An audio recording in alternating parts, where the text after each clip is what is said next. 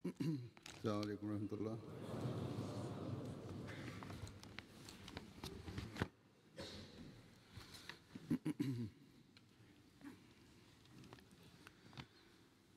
أشهد أن لا إله إلا الله وحده لا شريك له وأشهد أن محمدا عبده ورسوله أما بعد فأعوذ بالله من الشيطان الرجيم بسم الله الرحمن الرحيم الحمد لله رب العالمين الرحمن الرحيم مالك يوم الدين إياك نعبد وإياك نستعين اهدنا الصراط المستقيم صراط الذين أنعمت عليهم غير المغضوب عليهم ولا الضالين.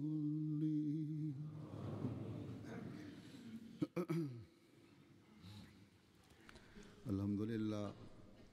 Alhamdulillah, cette année-ci, encore une fois, par la grâce de Dieu, la Jalsa Salana de la Jamaat du Royaume-Uni s'est terminée en apportant toutes ses bénédictions et en nous faisant comprendre davantage le sujet de la reconnaissance.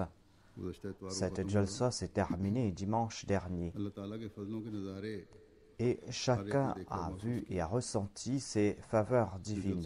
Ceux qui étaient dans le chapiteau de la Jalsa ont vu cela, et ceux qui ont suivi la Jalsa dans le monde entier à travers la MTA. Et en sus de la MTA, il y avait environ 100 000 personnes qui ont suivi la Jalsa à travers Internet. Parmi les faveurs innombrables de Dieu, il y a aussi ces nouvelles technologies grâce auxquelles des centaines de milliers de personnes arrivent à suivre la Jalsa, arrivent à écouter la Jalsa à travers le monde. Et après la Jalsa, je reçois les impressions des gens à propos de la Jalsa. Je reçois aussi les félicitations des gens à propos de la Jalsa. Quotidiennement, je reçois d'innombrables lettres à ce sujet et la plupart des gens disent que nous étions assis très loin, mais nous aussi nous ressentions comme si nous étions en train de participer directement dans cette Jalsa. Et après la Jalsa, nous avons ressenti une très grande tristesse. Le monde des Ahmadis est un monde très merveilleux. C'est un monde dont la sincérité et dont la fidélité sont exemplaires. Et cette sincérité et cette fidélité a aussi de l'effet sur les non-musulmans, les non-Ahmadis. Je vais vous présenter le point de vue et les impressions de certains invités. Il y a certains de ces invités qui sont montés sur l'estrade et qui ont présenté leurs impressions et qui ont évoqué leur point de vue et leur opinion. Vous avez entendu cela directement. Comment, dans le monde entier, Dieu a établi la grandeur et la gloire de la Jamaat Ahmadiyya. Comment Dieu est en train d'établir la gloire de la communauté Ahmadiyya. Matériellement, cette Jamaat, la communauté Ahmadiyya, est très faible, certes, mais puisque cette Jamaat est unie sous le califat, même de grands leaders viennent et disent que nous sommes fiers d'être ici et nous sommes reconnaissants envers la Jamaat. En tout cas, il y a nombre de ces invités qui sont venus ici et qui n'ont pas eu l'occasion de dire quelque chose. C'était des non-ahmadis, des non-musulmans. Il y a d'autres qui nous ont laissé leur message et qui ont exprimé aussi leurs sentiments par la suite. Et il n'y avait aucun artifice dans leurs expressions. Il y avait par exemple le président de la Cour suprême du Bénin qui était présent. Et il a aussi présenté ses impressions concernant la Jalsa. Le président de la Cour suprême du Bénin est aussi le président des juges des cours suprêmes des pays francophones. Et cette association regroupe 58 pays d'Afrique. Il fut aussi ministre et il a déclaré à propos de la Jalsa et en remerciant les bénévoles que tout d'abord, je remercie ces jeunes et ces enfants qui ont servi en toute sincérité matin et soir. Leur visage était tout souriant tous les jours. Lors de cette grande rencontre, il n'y a pas eu d'événement fâcheux. Tout s'est très bien passé. Ce fut un grand exemple de discipline. Je retourne de cette Jalsa accompagnée de sincérité et de spiritualité. Et seule la Jamaat Ahmadiyya se distingue des autres grâce à ce grand exemple de sincérité et de spiritualité. Je suis fier d'être musulman aujourd'hui en venant ici et en voyant tout cela. En dépit du grand nombre de participants, l'organisation de la Jalsa a été très efficace. Des personnalités de grand statut appartenant à tous les peuples, qu'ils soient natifs de ce pays ou d'ailleurs, étaient présents pour cette Jalsa. Et tous les discours qui ont été prononcés au cours de cette Jalsa ont été très bien présentés. Lorsque le président de la Cour suprême est retourné au Bénin, il a donné une conférence de presse dans le salon de l'heure de l'aéroport et il a présenté ses impressions qui ont été publiées dans les journaux locaux. Il a déclaré que la Jamaat Ahmadiyya a organisé cette Jalsa sur un terrain de 120 hectares.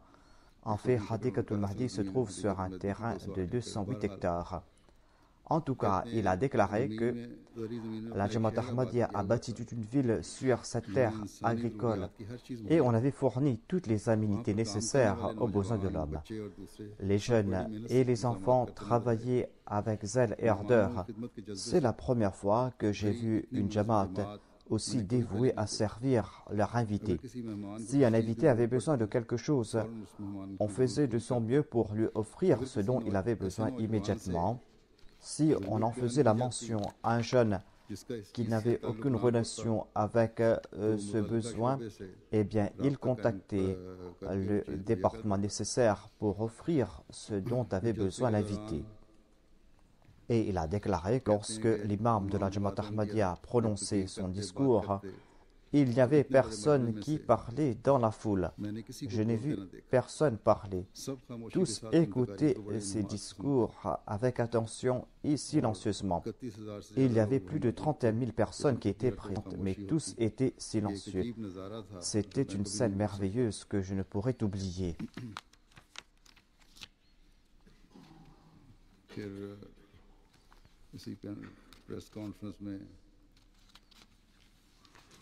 Et au cours de la conférence de presse, il a déclaré que lorsque la Jalsa s'est terminée, je n'ai pas vu de débandade ou de ruée. Tous sont sortis calmement des portes. Si quelqu'un recevait un coup de coude ou si quelqu'un marchait sur les pieds d'un autre, eh bien, il demandait pardon à l'autre. Il se demandait pardon pour de petites choses. C'est la première fois que j'ai vu cela. 31 000 personnes vivaient ensemble. Tous mangeaient ensemble. Tout était organisé là-bas. Il y avait des ministres qui étaient présents. Il y avait des intellectuels qui étaient présents. Tout cela prouve que la Jamaat Ahmadiyya est une communauté d'intellectuels. Et il a ajouté que si notre pays peut progresser, eh bien ce sera grâce au service de cette Jamaat. Je ne m'adresse pas uniquement aux Béninois, mais aux musulmans du monde entier, qui doivent apprendre la paix et la tolérance de la Jamaat Ahmadiyya.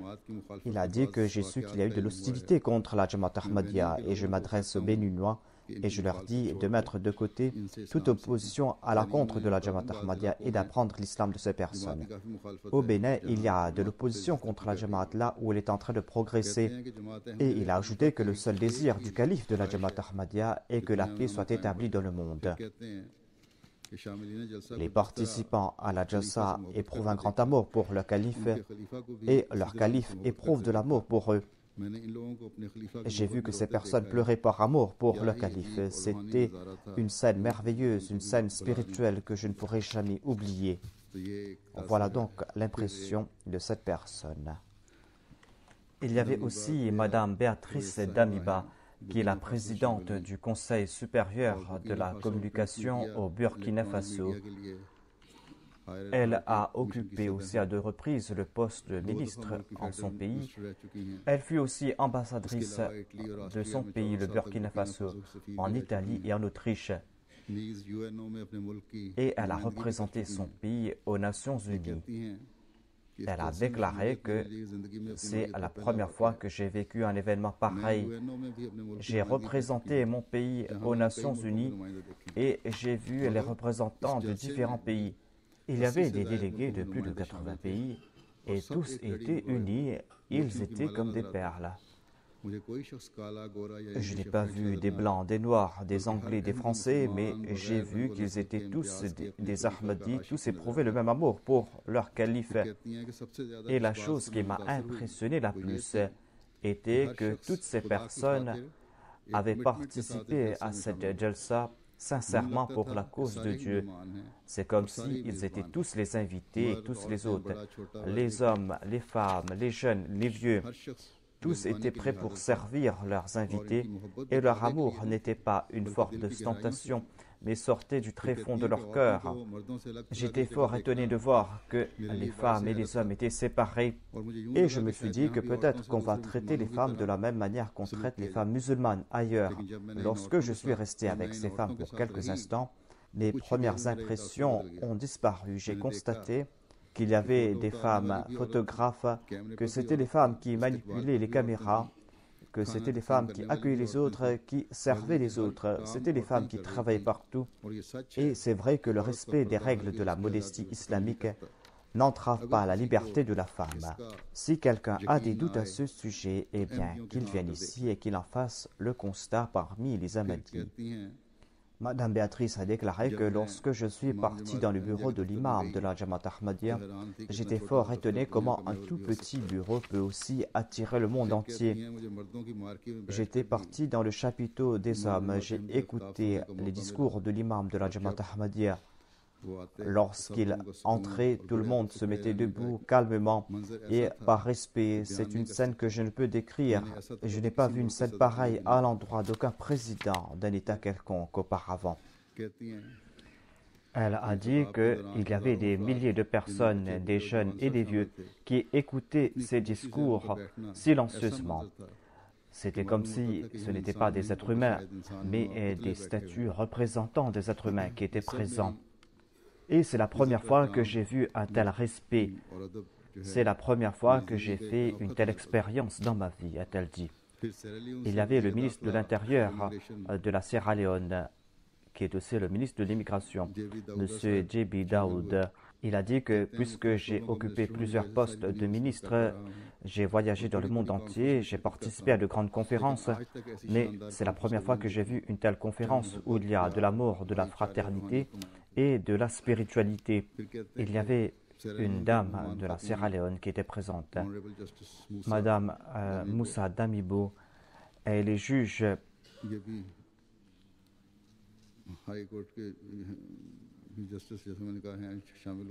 Elle est présidente de la Cour suprême et elle a déclaré que la Jalsa était très bien organisée et le département de l'hospitalité, du transport, de la sécurité, des communications, tous ont accompli leur devoir de la meilleure façon possible. C'est une rencontre qui est très importante pour réduire l'écart entre les gens appartenant à différentes cultures. Et le Saint Prophète nous a présenté ce principe pour l'intégration. Il a déclaré qu'en islam, tout le monde est frère. Tous les orateurs ont bien présenté leur discours et c'est pour cette raison que tout au long de la Jalsa, je n'ai pas enlevé le casque d'écoute que j'avais et les gens faisaient preuve d'une grande abnégation les uns à l'égard des autres. L'hospitalité était sans pareil. On ne servait pas les autres, mais on ressentait qu'on vous honorait et qu'on vous accordait un très grand honneur. Elle a déclaré que tous les bénévoles étaient souriants et cela était le reflet de la devise de la Jamaat Ahmadiyya, amour pour tous et haine pour personne.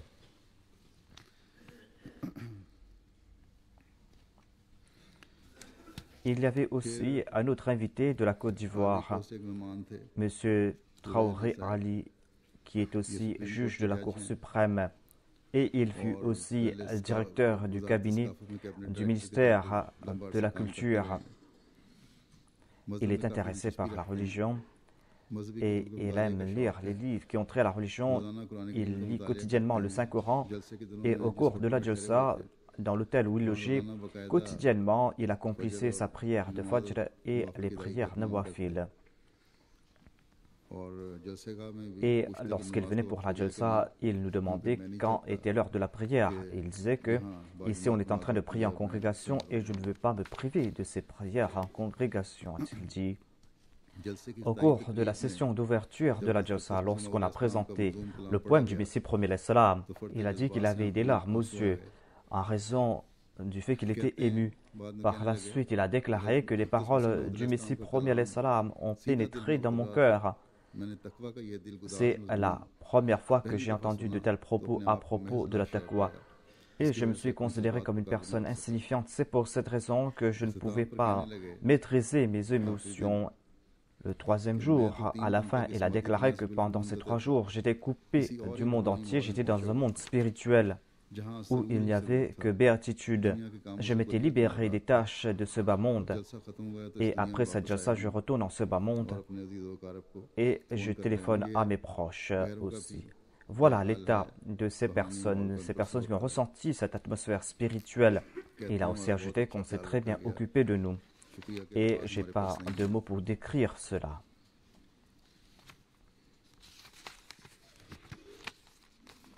Il y avait aussi un invité du Congo qui fut le conseiller de l'ancien président de la République et qui est président d'un parti politique et qui va poser candidat pour les élections présidentielles.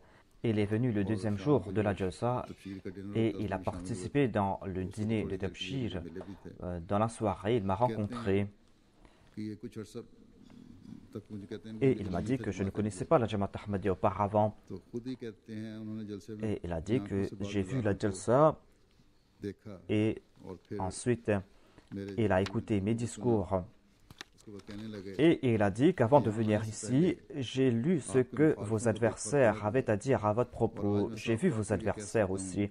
Et je peux dire aujourd'hui que ce que j'ai vu ici, ce que j'ai entendu ici, ce que j'ai vu de votre calife, tout cela m'a fait comprendre qu'aucun de vos adversaires ne dit la vérité. Et les leaders du monde entier n'ont pas d'autre issue que de suivre les principes et les voies énoncées par votre calife. Lorsqu'il a entré dans Hadikatul Mahdi, c'est une scène très merveilleuse parce qu'on a bâti toute une ville dans la jungle. Il a dit, est-ce que vous avez acheté l'Angleterre tout entière? Il a dit qu'il y a au moins 3 à 4 000 personnes qui sont en train de travailler ici. Et lorsqu'on leur a dit que ce sont des bénévoles qui sont en train de servir ici, il a dit que c'est là quelque chose de merveilleux, cela dépasse mon entendement. Ensuite, il a déclaré que je n'ai pas vu de policiers ici dans cette grande foule. Et il a parlé avec certains bénévoles. Et il a su que certains d'entre eux occupent de grands postes et qui sont en train d'accomplir des tâches insignifiantes et qui dorment à même le sol. Il a dit que c'est la première fois que j'ai vu pareille discipline, c'est la première fois que j'ai vu une telle obéissance. Personne ne pourra avoir le dessus sur votre Jamaat. Il a dit aussi que j'ai écouté le discours du 10e jour de sa sainteté le calife. Et la chose que j'ai ressentie le plus est quelque chose que je dois exprimer ici. Moi-même, j'ai rencontré de grands hommes politiques dans le monde entier. J'ai participé dans de grandes conférences aussi. Si seulement nous, les leaders politiques, nous pouvions en toute honnêteté présenter à notre peuple ce que nous avons accompli, et il y aura de grands changements dans l'État et dans la population, mais ce n'est pas une tâche facile. C'est un très grand accomplissement que de présenter pendant 2 heures les chiffres et le progrès accompli. Et aujourd'hui, en présence de plus de 30 000 personnes, lorsque j'ai entendu votre calife, personne n'a dit quelque chose, personne n'a prononcé un mot. C'est quelque chose de merveilleux que j'ai vu au cours du discours du calife. Lorsque votre calife était silencieux pour quelques instants, c'était comme s'il n'y avait pas d'être humain dans le chapiteau. Il y avait un grand silence.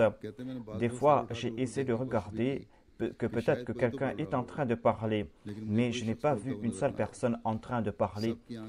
Tous avaient les yeux rivés sur l'estrade. Je ne pourrai jamais oublier cette scène. Je ne pourrai pas oublier une telle discipline, une telle obéissance. Il y avait un autre invité de la Belgique. Il s'est établi en Belgique. Il est de l'Afrique. Monsieur Binti Ibrahim, c'était la première fois qu'il était venu pour la Jalsa. Il a connu la Jamaat Ahmadiyya grâce à la MTA. Et il a participé dans les programmes. Il avait mangé parmi les Européens, mais il partait aussi dans le chapiteau où tout le monde mangeait. Et il a été impressionné par la Bayra internationale et par les discours. Il a participé dans la Bayra et par la grâce de Dieu, il est entré dans la Jamaat. Il y avait un autre invité de la Belgique qui était présent pour la Jalsa. Il est membre de la communauté nigériane en Belgique. Cette communauté a un centre et a envoyé son représentant parce que les Nigérians sont en train d'embrasser l'Ahmadiyya en Belgique.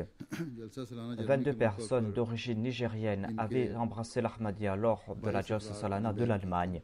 Et les membres de leur centre à Bruxelles est en train de diminuer et les gens sont en train de se joindre à la Jamaat Ahmadiyya par la grâce de Dieu.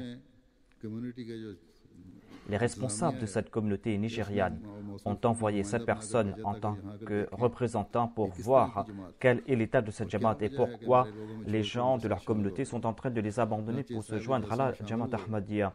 Cette personne était venue ici afin de chercher les manquements de la Jamaat Ahmadiyya, afin qu'ils puissent informer leurs compatriotes pour leur dire que les pratiques et les croyances de la Jamaat Ahmadiyya sont erronées et qu'ils ont tel ou tel défaut.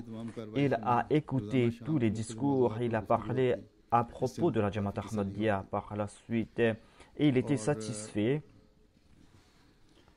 Et moi aussi, je l'ai rencontré pour quelques instants. Il a déclaré que tout au long de la Jalsa, je n'ai pas vu quelque chose qui soit contraire aux pratiques de l'islam. Il a dit que vos discours ont eu de l'effet sur moi.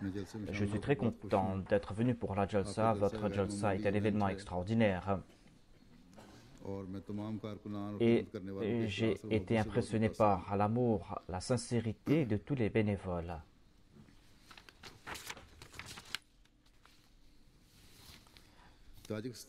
Il y avait le président de la Jamaat du Tadjikistan, M. Izzat Aman, qui était présent pour la Jalsa. Il est venu pour la première fois. Ou peut-être qu'il était déjà venu pour la Jalsa. En tout cas, il a déclaré que je dois dire que je ne peux décrire ce que j'ai vu lors de la Jalsa. Si l'on peut en quelques mots résumer la Jalsa Salana, eh bien, je ne trouve que ces mots, que ce fut un vrai miracle. Je ne trouve pas d'autres mots pour décrire la Jalsa. Certainement, les cœurs des participants de la Jalsa étaient emplis d'amour pour le calife et pour le Messie promis alayhi salam. Et c'est pour cette raison qu'ils sont en train de servir la Jamaat Ahmadiyya jour et nuit. Durant ces quelques jours de la Jalsa Salana, je n'ai pas vu de lacune dans l'organisation de la Jalsa. Tout a été très bien organisé. Il a aussi déclaré que je suis sûr et certain que tous ceux qui ont suivi la Jalsa Salana, tous ceux qui ont écouté ces discours ont apporté des changements purs en leur personne. Qu'Allah fasse qu'il en soit ainsi. Il y avait une dame Ahmadi du Tataristan qui était présente pour la Jalsa. Elle a déclaré que je ne peux qu'être reconnaissante pour avoir pu participer à la Jalsa Salana. Et tout d'abord, je remercie Dieu qui m'a permis d'être présent. Et ensuite, je remercie le calife. Et je remercie toutes ces personnes qui ont travaillé matin et soir pour servir au cours de la Jalsa Salana. Et cette Jalsa a eu un grand effet sur moi et j'étais impressionné par l'amour que les gens ressentaient les uns à l'égard des autres alors qu'ils étaient venus des quatre coins du monde. Ce fut la première fois que je participais à la Jalsa Salana et auparavant j'ai suivi la Jalsa Salana grâce à la MTA. Lorsque je suis venu pour la Jalsa, j'ai ressenti à mon fort intérieur que je suis venu dans un monde spirituel, un monde où il y a l'amour, la paix et la fraternité. Je ressentis aussi que je suis dans une grande famille, dans une famille unique, où l'on éprouve un grand amour pour le saint prophète Mohammed, paix soit lui, pour Dieu et pour le Messie premier alayhi salam.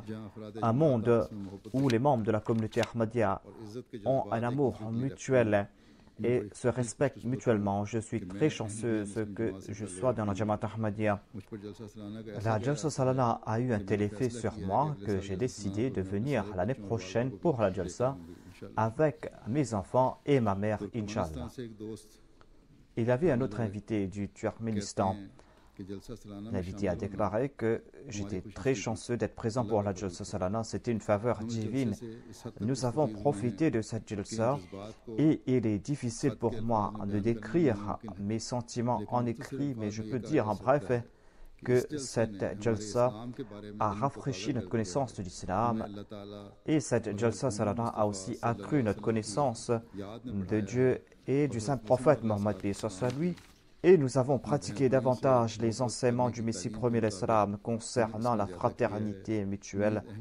Et en tant que musulmans Ahmadi, nous avons renforcé notre foi et nous avons aussi accru notre tolérance.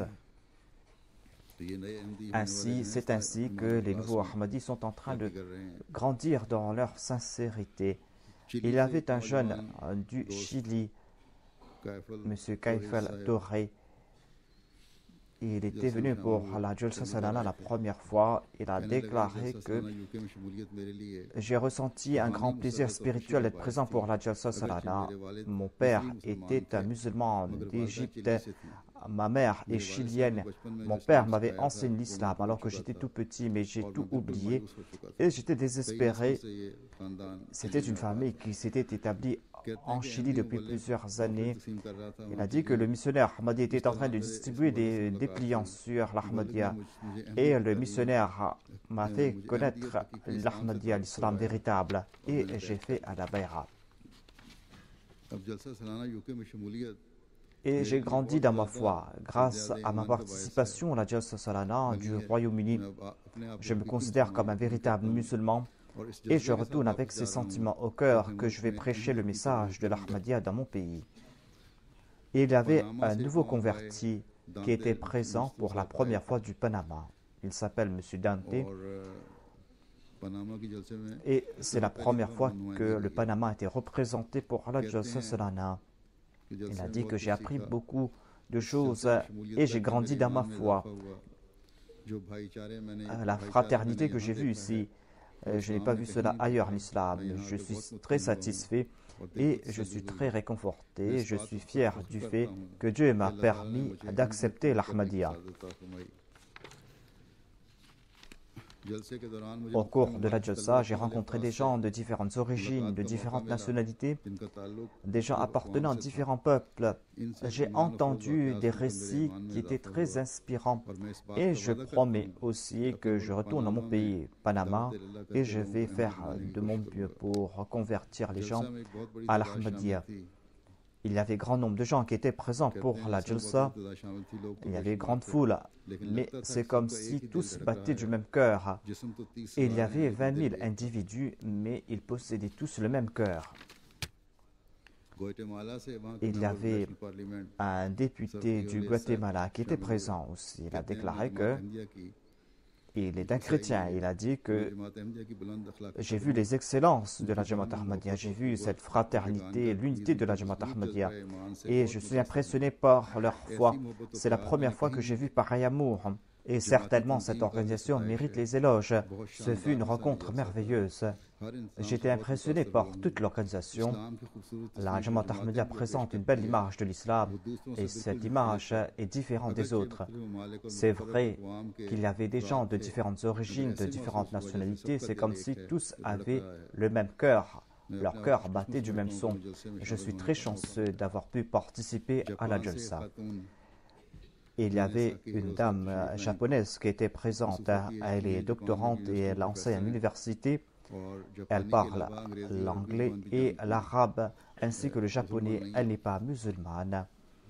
Elle a dit qu'elle était très contente d'être présente pour la Jalsa Salana. Elle a rencontré les Arabes et cela l'a impressionnée.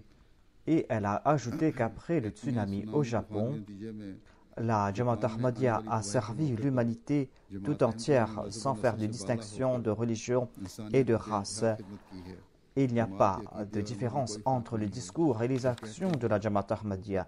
Elle pratique ce qu'elle prêche. Il y avait un député de la Guyane, M. Mansour Nadar.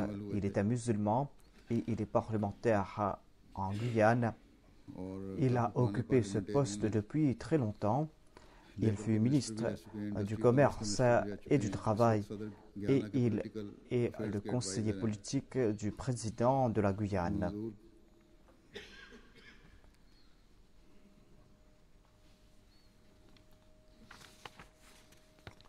Il a déclaré que j'étais impressionné par l'organisation de la Jalsa Salana.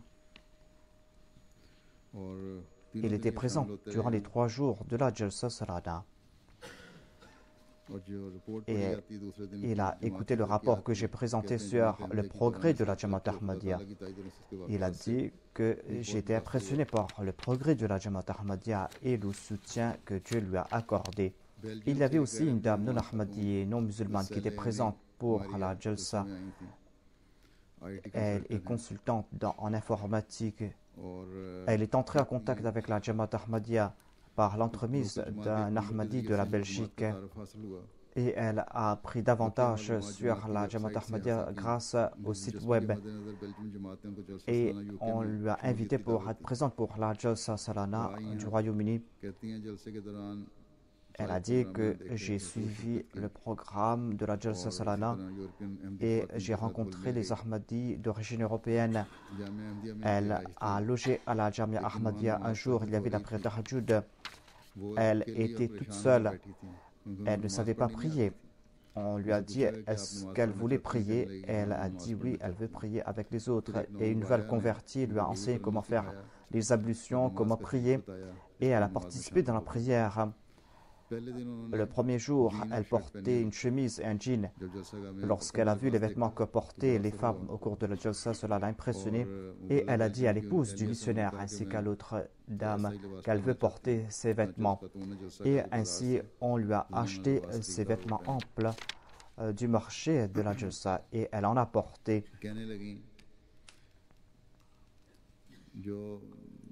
Et après avoir écouté mon discours sur les Muttaqi, elle a écouté ces discours, elle a dit que cela a eu un grand effet sur moi. Par la suite, j'ai décidé que moi aussi je désire être musulman et elle a participé dans la Bayra internationale et elle a embrassé l'Ahmadiyya.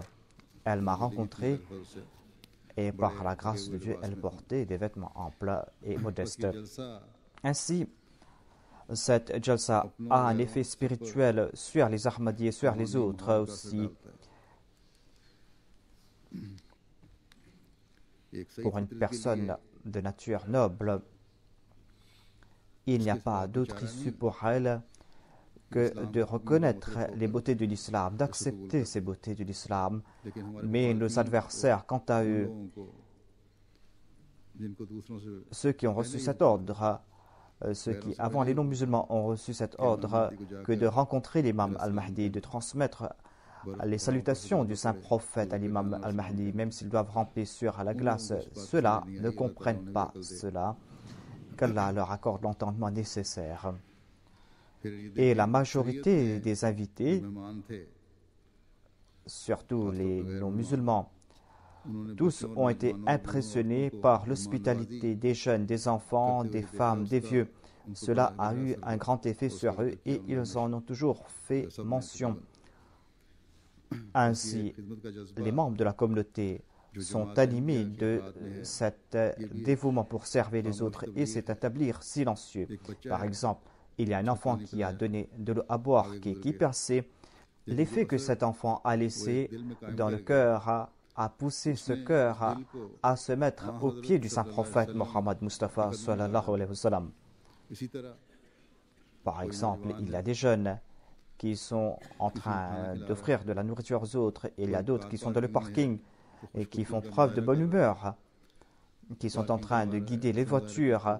Il y a les jeunes hommes, les jeunes filles qui sont en train de faire le scanning et qui le font de gaieté de cœur et de bonne humeur, avec courtoisie. Comme je l'ai dit, les lajna ont tout organisé dans leur département, ont tout fait pour accorder tout confort aux autres. Tout cela a de l'effet sur les Ahmadis eux-mêmes et cela fait en sorte que ces personnes, ces bénévoles reçoivent les prières des autres. De même, cela a un effet sur les non-musulmans et cela leur informe à propos de l'islam véritable. Et ces enseignements sublimes de l'islam conquièrent leur cœur. Ainsi, je remercie tous ces bénévoles, hommes et femmes, qui, au cours de cette jalsa, surtout par rapport à l'année dernière, cette année-ci, ils ont apporté de grandes améliorations, ils ont fait preuve d'une plus grande courtoisie et ont accompli leur devoir. Les gens m'ont envoyé leur impression concernant la jalsa et cette année-ci.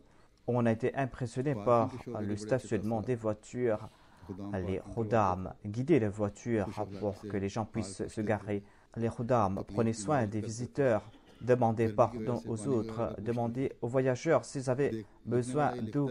Une personne m'a écrit que je ne connaissais pas cette personne, mais en voyant sa courtoisie, la moitié de ma fatigue disparaissait.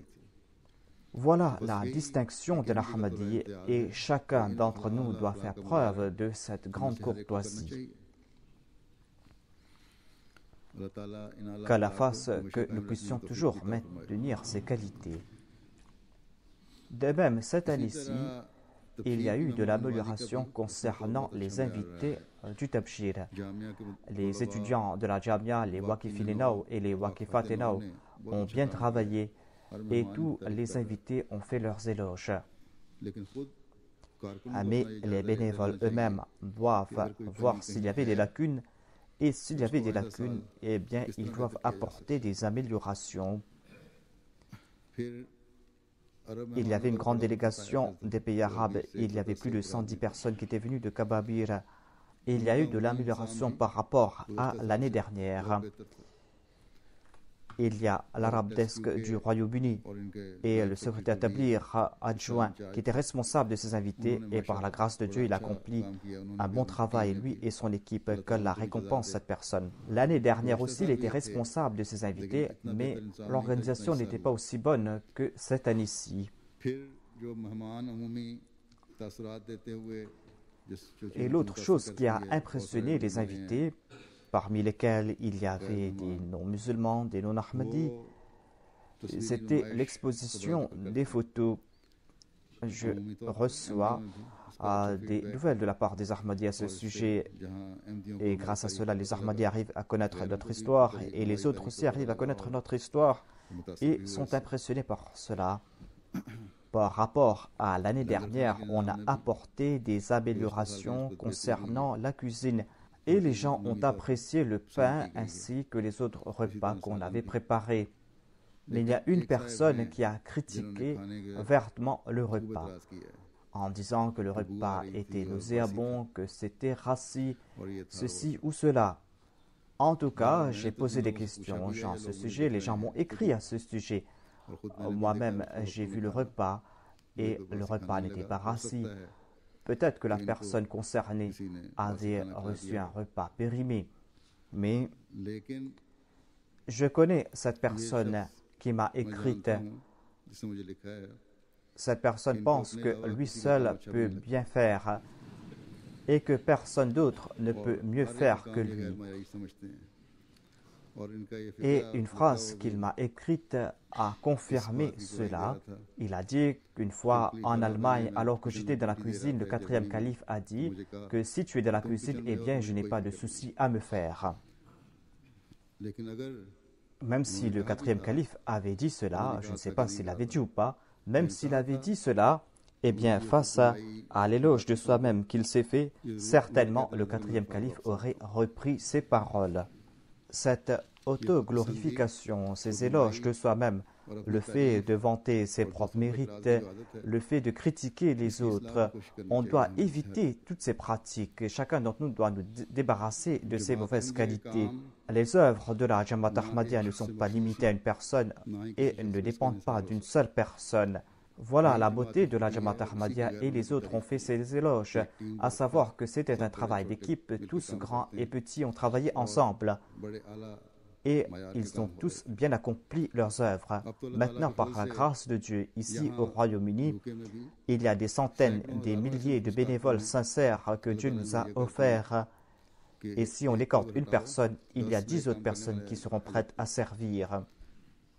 Ainsi, au lieu de vanter ses propres mérites, il faut faire preuve d'humilité et il faut craindre Dieu. En tout cas, moi, j'ai besoin de telles personnes, des personnes qui font preuve d'humilité. Et je prie pour de telles personnes, de tels bénévoles qui travaillent en toute humilité. J'ai reçu des doléances de certains bénévoles. C'est la Khuddamul Ahmadiyya lui-même qui a ressenti cela. Certains préposés à la sécurité ont été sévères. Par exemple, on avait repoussé un jeune garçon, il a été repoussé et il a été blessé ou il a été touché au ventre. Les responsables de la sécurité doivent être vigilants. Ils doivent être vigilants, surtout dans le domaine de la sécurité. Ils doivent être vigilants, comme je l'ai dit, et ils doivent aussi maîtriser leur sang-froid. Il est important de se maîtriser soi-même, car sans cela, on ne pourra pas servir dans le domaine de la sécurité. Ainsi, la Khuddamul Ahmadiyya, pour l'année prochaine, doit choisir des jeunes qui peuvent se maîtriser, qui sont solides et qui peuvent se maîtriser afin qu'ils puissent servir lorsqu'il y a une urgence. Et l'année prochaine, il faut qu'il y ait de telles personnes qui travaillent. Il y a une autre doléance qui est peut-être vraie, et que entre les chapiteaux des hommes et des femmes, il y a les bureaux, les départements de la MTA.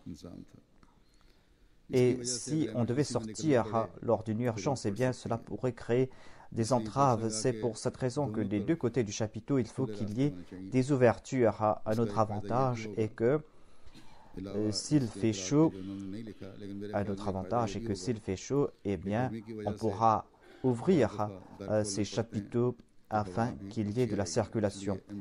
Et ainsi, on pourra mettre les chapiteaux de la MTA plus devant ou plus en arrière. Il y a une dame qui était venue de l'Allemagne et qui a parlé à propos de la Jalsa Solana. Elle a dit que tout s'est très bien passé. Il y avait la propreté, les toilettes étaient propres, certes, Mais à la place des récipients traditionnels qu'on utilise dans les toilettes, on avait placé des jarres d'eau. Elle a dit que je peux fournir ces récipients qu'on utilise dans les toilettes. Je pense que les responsables doivent accepter son offre. Elle a aussi ajouté qu'on doit offrir davantage de serviettes en papier ainsi que de grandes poubelles. Une autre doléance est que tout juste après la jalsa, il n'y avait plus d'eau dans les toilettes. Les responsables doivent être vigilants à ce sujet à l'avenir. Mais en tout cas, c'était là quelques points que je voulais mentionner. Mais en général, l'organisation de la jalsa était très bonne. Le discours ici était très bon, comme l'avaient dit les invités. Et le climat général de la jalsa était très bon par la grâce de Dieu. Tous les participants, tous ceux qui viennent tous les années, ont dit la même chose.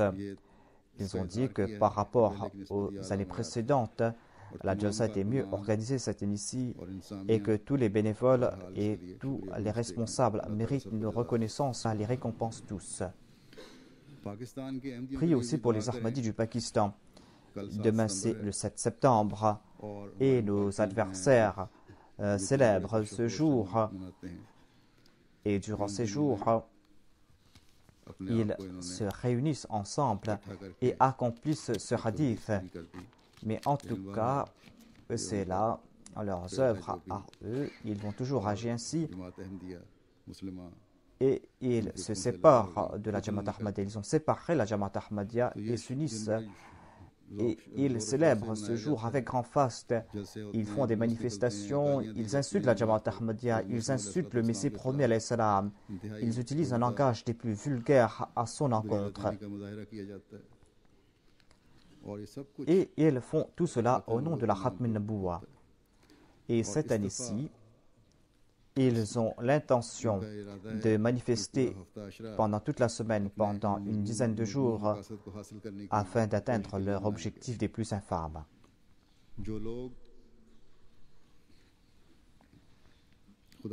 Ces personnes sont en train d'utiliser le nom du saint prophète Mohammed paix soit lui, le bien-aimé du saint prophète Mohammed paix soit lui. Ils sont en train de diffamer le saint prophète Mohammed paix soit lui. Qu'Allah attrape ces personnes. Au cours de cette semaine, à Karachi, il y a 2 Ahmadis qui sont tombés à martyrs. Inna lillahi wa inna ilayhi raji'un. Priez pour qu'Allah fasse que les Ahmadis puissent vivre librement au Pakistan, qu'Allah crée des facilités pour eux. Je vais diriger la prière funéraire d'un Ahmadi ghanéen aujourd'hui. Je vais diriger sa prière funéraire et je vais diriger la prière funéraire de ces 2 martyrs Ahmadis. Je vais sortir à l'extérieur pour la prière funéraire et vous allez accomplir votre prière à l'intérieur, derrière moi. Ce frère Ahmadi d'origine ghanéenne est décédé. Son nom est Adam bin Yusuf Saheb. Il était atteint de cancer et il est décédé le 3 septembre dernier à l'âge de 84 ans. Inna lillahi wa inna ilayhi raji'un. Il avait embrassé l'Ahmadiyya en 1956 à l'âge de 27 ans et après sa bayra, il a quitté son emploi, il a commencé à prêcher le message de l'Ahmadiyya. Il a voyagé dans les 4 coins du Ghana et a établi des jamaats partout et il a joué un grand rôle pour activer les anciennes jamaats. Des centaines de personnes ont embrassé l'Ahmadiyya grâce à lui. C'est en raison de ses efforts qu'il portait le nom de Youssouf le prêcheur au Ghana. Il était venu en 2003 ici au Royaume-Uni et a lancé ses campagnes ici. Il a participé dans des émissions radio dans la Voice of Africa et dans la chaîne radio WVLS. Il fut secrétaire d'établir de sa région et en 2001 il a pu accomplir le Hajj. En 2005 il a participé à la Jalsa Salana de Qadian. C'était une personne très pieuse, une personne respectueuse des traditions de l'islam, qu'il avait un très grand amour pour le califat. Il était moussi par la grâce de Dieu. Il a laissé derrière lui 2 épouses et 10 filles. Qu'Allah exalte son statut et qu'Allah fasse aussi que ses descendants puissent marcher sur les voies de l'Ahmadiyya. Parmi les martyrs, le premier est le docteur Sayyid Tahir Ahmed Saheb, qui est le fils du docteur Sayyid Mansour Ahmad de Karachi. Il a été tué le 31 août dernier. Il était dans sa clinique et il était en train d'ausculter certains malades. Et c'est là que 2 hommes et 2 femmes sont entrés dans sa clinique. Un des hommes a tiré sur le médecin. Il a reçu 6 balles. Son épouse a entendu les tirs. Elle pensait que c'était des tirs comme on entend tous les jours à Karachi. Mais leur voisin a entendu les coups de feu. Il est sorti et il a vu que ces 4 assaillants étaient en train de prendre la fuite. Il a vu que le médecin était à même le sol, a été touché par balle. On l'a placé dans une voiture, mais il est décédé en cours de route. Inna lillahi wa inna ilayhi raji'un. Ce fut le grand-père du martyr qui était le premier Ahmadi de la famille. Il avait embrassé l'Ahmadiyya à l'époque du 2e calife. Son grand-père était Hakim Fazal Ilahi et il était de la région de Gujranwala. Et en 1970, son grand-père s'est établi à Karachi. Le martyr avait 55 ans lorsqu'il est tombé en martyr. Il a été ingénieur, où il a étudié l'ingénierie mécanique. Il a étudié à l'université de Karachi. Il a travaillé pendant 3 ans dans une raffinerie et après 3 ans, il allait prendre sa retraite. Le martyr était secrétaire d'Abdelillah de sa région et il a occupé plusieurs autres postes au sein de la Jamaat. C'était une personne très pieuse. C'était une personne qui était toujours de bonne humeur, une personne très humble, une personne qui avait beaucoup d'amis. C'était une personne très respectée et il y a eu grand nombre de voisins qui s'étaient réunis pour ses funérailles. Il avait de très bonnes relations avec ses proches. Si quelqu'un lui avait causé quelque tort, il lui pardonnait et était toujours prêt à se réconcilier. Il était un très bon médecin homéopathe. Il avait beaucoup de malades qui venaient le rencontrer. Des fois, il retournait fatigué à la maison, mais il partait voir immédiatement ses malades. Il était respectueux des heures des prières et il était régulier dans ses prières tahajjud. En dépit de ses occupations, il faisait des tournées dans sa région et son épouse était Sadr Lajna et elle l'accompagnait. C'était un très bon père. Il s'est très bien occupé de l'éducation de ses enfants. Il a laissé derrière lui son épouse, Muhtarima Sayyida Tahira Sahiba, et 3 fils, Rizwan Tahir, qui a 32 ans, Farhan Tahir, 29 ans, et Mujtaba, qui a 19 ans, et Suburi Usman et Rubab Tahira, 2 filles. Qu'Allah leur accorde patience et persévérance et courage, et qu'Allah exalte le statut du martyr. Le 2e martyr est Mukarram Malik Ejaz Saheb, fils de Malik Yaqub Saheb. Il a été assassiné le 4 septembre dernier. C'était vers 11h moins le quart. Le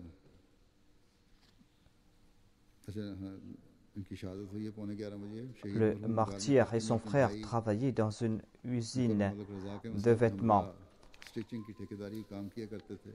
Ils sont sortis à moto de la maison. Ils voyageaient sur 2 motos séparées et 2 personnes se sont approchées d'eux et ils ont tiré sur le martyr. Celui-ci a reçu une balle qui lui a traversé la tête. Il est tombé à martyr sur le coup. Et ces assaillants ont pris la fuite sur la moto ou sur une moto, et certaines personnes ont dit que c'était des jeunes qui étaient à moto. Celui qui conduisait la moto portait un casque et celui qui était derrière a porté une barbe. Il était jeune. Ce fut leur arrière-grand-père, Mia Ahmad Saheb, qui avait embrassé l'Ahmadiyya au cours du deuxième califat. Et c'était un compagnon du Messie premier l'Islam qui leur avait prêché le message de l'Ahmadiyya.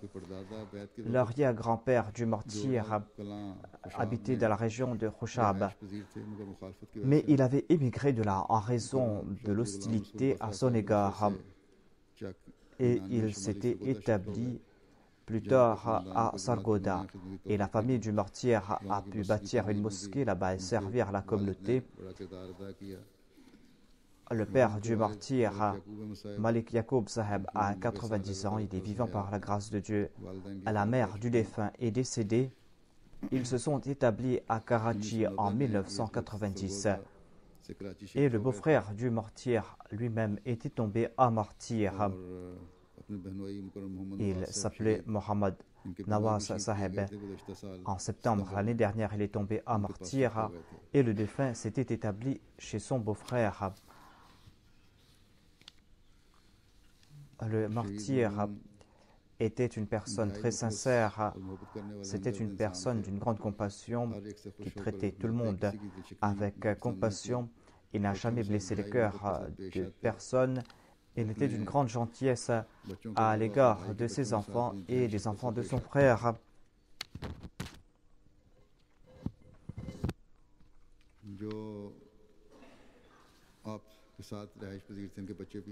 Il avait un très grand sens de l'honneur pour la Jamaat. Lorsqu'il entendait que quelqu'un était tombé en martyr, cela avait un très grand effet sur lui. Il était obéissant envers la Nizam et Jamaat. Lorsqu'on lui demandait d'accomplir une tâche, il le faisait de gaieté de cœur. Mohammad Nawaz est tombé en martyr l'année dernière et il disait, si seulement moi j'avais pu tomber en martyr. Le martyr avait 36 ans. Il a laissé derrière lui son père, Mukarram Malik Yaqub Saheb. Il a laissé derrière lui son épouse, Rashida Ijaz Sahiba, une fille qui a 12 ans et deux fils, l'un qui a 10 ans et l'autre a 8 ans. Qu'Allah exalte le statut du martyr et qu'Allah accorde patience et persévérance à ses enfants.